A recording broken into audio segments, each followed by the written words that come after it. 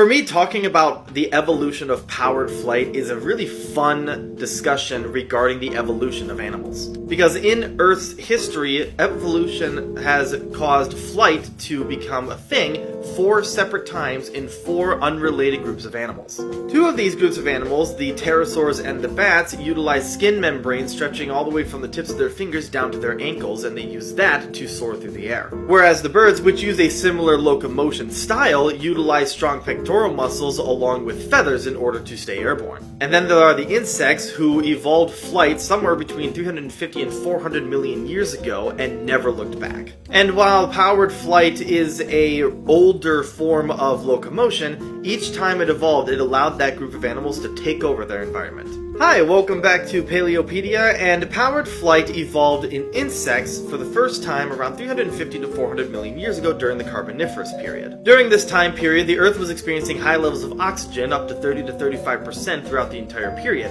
and this allowed the arthropods, or the insects and the arachnids, to get huge. And it was during the start of this great arthropod gigantification that insects developed powered flight. One of the oldest known flying insect fossils belongs to an insect called Dilipshala, which was essentially an early form of mayfly. Dilipshala is approximately 320 million years old, so flying insects evolved relatively early into the Carboniferous. And while we don't know exactly how or why insects evolved the powered flight, they seem to have utilized 2 different methods and haven't looked back ever since. Mayflies and dragonflies today have the same method of flight as their ancient Carboniferous relatives, using muscles attached directly to their wing bases to independently move each wing, which gives them incredible maneuverability in the air.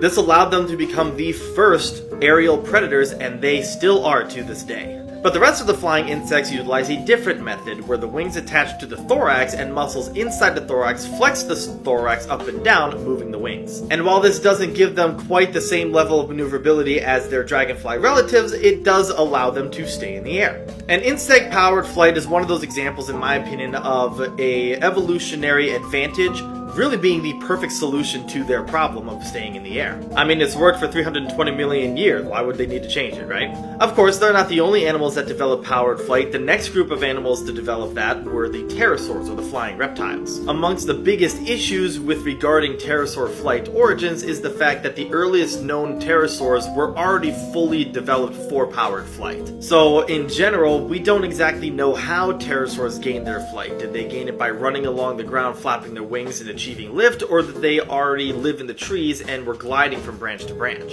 Pterosaurs, as a rule, generally don't fossilize well due to their light bone structure and smaller, in general, overall size. These 2 factors make it relatively difficult for the bones to effectively fossilize, so the fossil record is kind of spotty on when pterosaurs were first beginning to evolve. From what I can gather, it looks as though the current hypothesis that's most generally accepted is that pterosaurs evolved from long-limbed reptiles related to dinosaurs and started growing membranes along their legs in order to glide from tree to tree. And the biggest problem with this, again, is the fact that we don't really have enough good fossils to determine whether this is the case, nor do we know when powered flight really evolved with this group of animals. What we do know is that over time, pterosaurs' forelimbs evolved to be very long, especially their 4th finger, or essentially their ring finger, which became incredibly long and stabilized for the membrane to stretch from the wingtip down to the leg.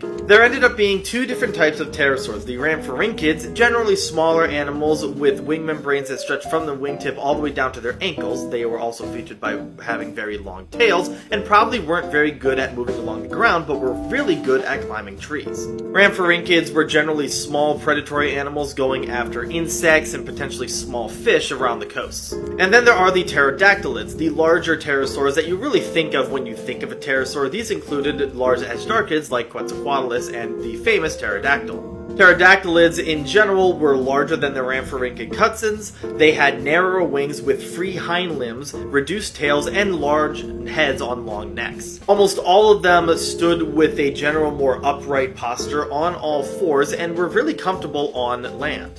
And of course, they eventually created the ashdarchids, which are the largest vertebrates to have ever achieved power flight. The largest Azhdarchids were ones like Quetzalcoatlus and Hatzegopteryx, which were the size of giraffes with 30-foot wingspans. And again, while they were incredibly comfortable on the ground, some even showing that they were able to run, walk, and swim, they were still very efficient flyers, gliding all around the globe. While pterosaurs as a group are around 228 million years old, the pterodactylids didn't evolve until about 162 million years ago during the Middle to Late Jurassic period. Interestingly enough, the blueprints for birds to use powered flight was already on the scene in the form of the dromaeosaurs about 165 million years ago. The group of dinosaurs known as the paraavians include the dromaeosaurs or the raptors from Jurassic Park, as well as the troodontans and a couple other groups. Most of these animals are depicted to have had feathers, with the dromaeosaurs in particular having winged forelimbs and that famous sickle claw on each foot. Some of these dromaeosaurs, like Microraptor, were already gliding from treetop to treetop with 4 wings, one on each limb. And from what I could tell, just like pterosaurs, the evolutionary requirements for powered flight in birds isn't really known, whether they ran on the ground and flapped their wings,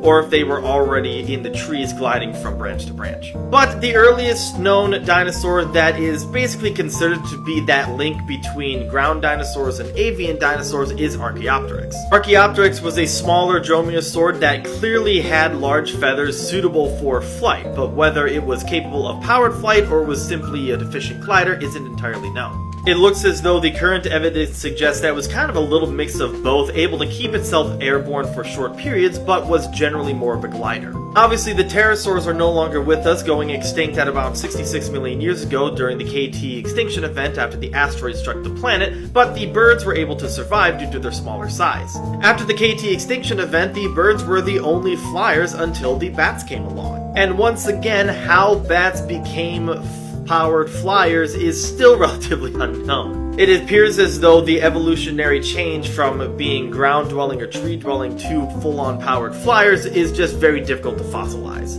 What we do know is that bats achieved power flight around 50 million years ago as the mammals started to rapidly diversify after the extinction of the non-avian dinosaurs. Like the pterosaurs, bats used skin membranes to achieve powered flight, but they do it a little bit differently than the pterosaurs. Rather than just their fourth finger like pterosaurs extending all the way out and a wing membrane stretching all the way back to the torso, bats utilize their entire hand for flight. Their third finger is the longest finger on their hand, and the fifth and fourth finger stretch down across the wing membrane, giving it a more sturdy structure. And unlike birds, which generally have more mirrored wing flight patterns, bats can move their wings independently while in flight, giving them greater maneuverability, which likely evolved from them being generally more nocturnal in nature. What we do know about the earliest known bats is that they were likely already gliding from treetop to treetop, so it seems as though bats evolved from gliding mammals. We also know that bats weren't echolocating when they first evolved, which seems to be a later adaptation, again, for flying at night. Overall, the evolution of powered flight amongst these 3 groups of animals and the reasons for why they came to be is still relatively unknown due to the nature of these animals themselves. All 3 groups have lighter skeletons to be able to stay airborne, and those lighter framed skeletons make it very difficult to fossilize correctly. Despite the challenges, however, we know that powered flight evolved 4 separate times amongst 4 different unrelated groups of animals, and they never looked back.